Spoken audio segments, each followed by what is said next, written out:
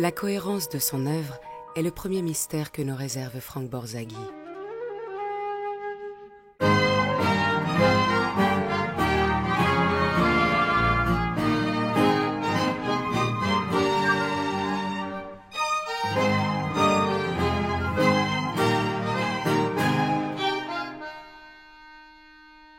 Aujourd'hui qu'elle peut être embrassée dans son ensemble, elle nous apparaît étrangement concertée. Étrangement imperméable aux modes et courants de Hollywood, elle ne doit presque rien au style des différents studios. Elle s'accommode des contraintes du star system. Elle ne s'écarte guère du mélodrame et tresse les mêmes thèmes sous des intrigues diverses. Les sommets en sont clairement identifiables. Fin du muet, idylle de la dépression, trilogie d'après-guerre à la Republic Pictures. Mais l'on retrouve le même volontarisme romantique, la même imagerie spiritualiste, dans les ouvrages de commande ou de circonstance. Des premiers westerns muets à l'épopée biblique de Simon le Pêcheur, seul le registre change. L'humour s'estompe, le message se fait plus solennel. Mais l'échelle que Borzaghi fait gravir à ses héros, du profane au sacré, est la même. En étant presque toujours son propre producteur, a-t-il davantage que ses pairs maîtrisé le choix de ses sujets et contrôlé leur orchestration émotionnelle?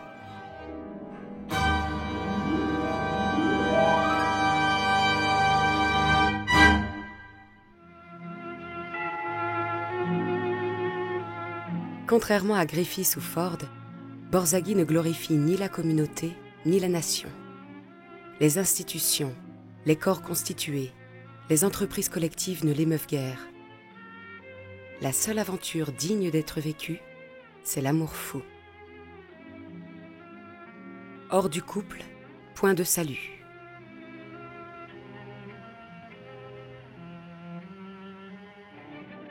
L'amour te trouvera, assure la cartomancienne de Street Angel. Juste avant que Charles Farrell n'apparaisse à Janet Gaynor. C'est aussi ce que professent les prêtres que Borzaghi délègue à ses héros, tel le père Chevillon de Seventh Heaven. Ses intercesseurs, au lieu de freiner la passion, l'encouragent, même quand l'union physique n'a pas été consacrée par le mariage. Pour reprendre les images chères au cinéaste, l'amour est ascèse, ascension, assomption, alchimie. Deux êtres qui n'avaient que leur solitude en commun se transforment au contact l'un de l'autre, révèlent leur vraie nature, découvrent leur vocation angélique.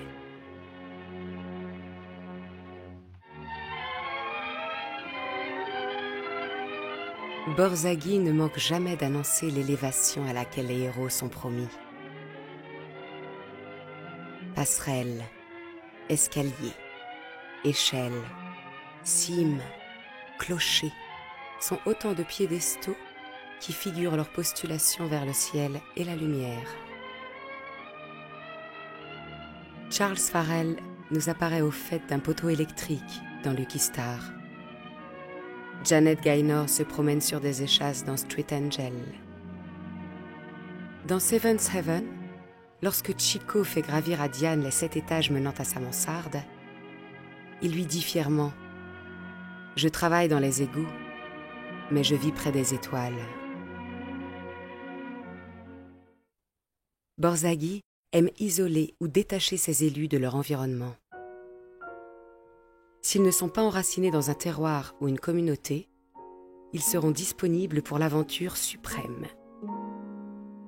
Parfois, ils paraissent émaner de la nature elle-même, se confondre avec les éléments, comme Charles Farrell surgissant nu d'un tourbillon dans The River.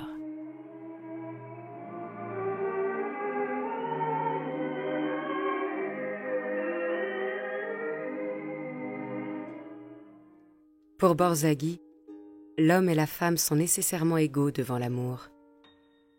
comme Adam et Ève avant la chute. La passion suscite en chacun un engagement de tout l'être. C'est une foi, et elle soulève des montagnes. Au départ, le héros est un mécréant magnifique qui se suffit à lui-même et marche toujours la tête haute. Il méprise les bondieuseries, redoute les effusions et craint surtout d'aliéner sa précieuse liberté de mouvement. Or, la présence de sa compagne ne tarde pas à le transformer. Les dons qu'il lui fait trahissent ses sentiments naissants. Une robe virginale, une rose ou un petit phonographe.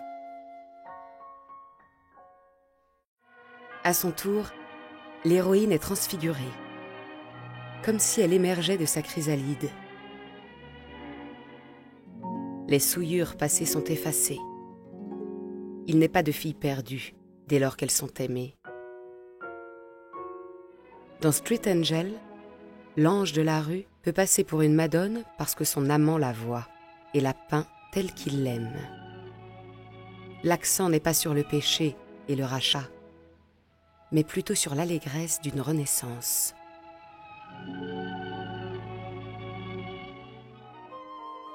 Cela implique parfois un baptême cocasse. Dans Lucky Star, Charles Farrell inflige un shampoing aux œufs à sa Cendrillon, une Souillon qui sent l'étable, puis la fait se doucher sous une cascade. Les amants de Borzaghi sont des orphelins, au sens propre ou au sens figuré. Ils doivent voler de leurs propres ailes. Loin d'idéaliser les rapports familiaux, Borzaghi nous invite à trancher le cordon ombilical. La seule famille qui compte, c'est celle qu'on crée soi-même.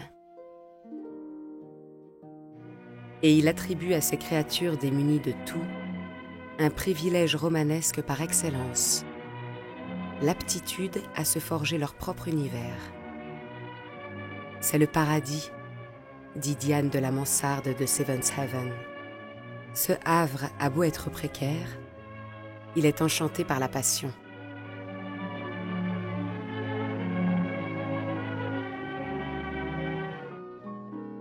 Très vite, l'intimité forcée va s'y muer en intimité conjugale. Dans Lucky Star, un anneau de serviette leur tiendra lieu d'alliance. Les repas, qui voient les amants se nourrir l'un l'autre, ont la gravité d'un rite. Le refuge finit par si bien s'identifier au couple qu'il en devient le miroir.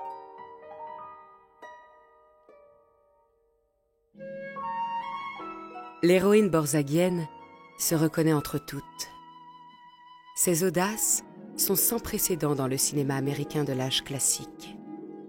C'est elle qui décide quand le rapport érotique devient charnel. Elle est sujet désirant, autant qu'objet du désir masculin. Rien ne l'arrête, ni la bienséance, ni la pudeur. Comme la bien-aimée du Cantique des Cantiques, elle est capable des gestes les plus sensuels comme des plus nobles sacrifices. Comment oublier la femme au corbeau, qui n'hésite pas à se coucher sur Charles Farrell, nu et délirant de fièvre, pour lui transmettre la chaleur de son corps.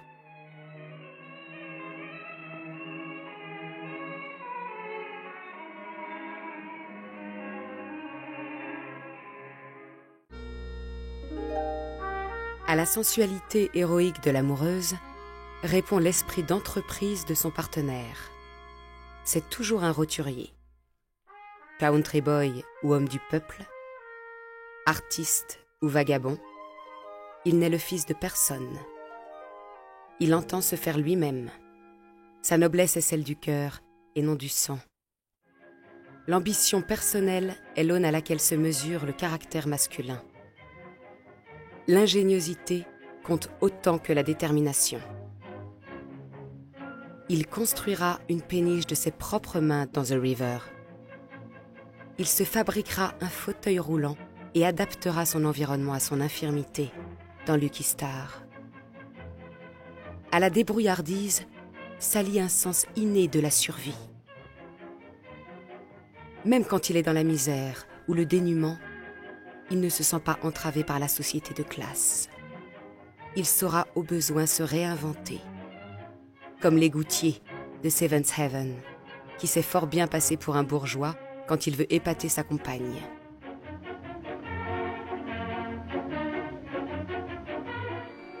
Plus que des contraintes sociales, le protagoniste souffre des tourmentes politiques.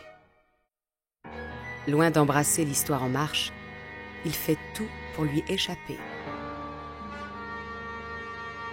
S'il subit l'horreur des tranchées, il n'y joue qu'un rôle marginal. La guerre le concerne seulement dans la mesure où elle le marque dans sa chair. Cette épreuve est pour lui ce que fut la prostitution pour sa compagne. Une station sur le chemin de l'ascèse libératrice. Le divorce entre l'aventure individuelle et la destinée collective peut ainsi être radical. Comme dans Seventh Heaven, où Chico, aveugle, n'en finit pas de fendre la foule en liesse de l'armistice qui l'empêche de rejoindre Diane en leur 7e ciel.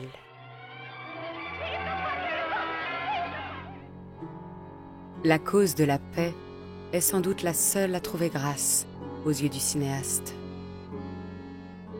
En vérité, il n'expose ses amants à l'histoire que pour mieux les y soustraire. Leur royaume n'est pas de ce monde. Tôt ou tard, ils doivent se déprendre des liens matériels et même se libérer de leur refuge. Pour abolir l'espace et suspendre le temps, il revient à chaque couple d'inventer ses rituels magiques. Dans Street Angel, quand elle obtient un sursis d'1 heure avant son emprisonnement, Janet Gaynor ferme tous les rideaux pour être seule avec Charles Farrell. Dans Seventh Heaven, il leur suffit d'un rêve simultané ou d'une incantation commune pour instaurer une communication télépathique. Chico, Diane, Heaven. L'heure du dépouillement est aussi celle de la Renaissance. Car chez Borzaghi, la passion est un levier prodigieux qui accomplit ce dont la raison, la science ou la médecine sont incapables. Le paraplégique de Lucky Star, ce crucifié de l'amour, peut aller au bout de son calvaire de neige et de glace. Comme la tendresse de Diane peut ressusciter Chico disparu au front, et l'abandon sensuel de la femme au corbeau régénérer son homme mourant. Le désir et la prière se confondent si bien que le charnel et le spirituel convergent en une communion miraculeuse. Frank Borzaghi ou le Fra Angelico du mélodrame.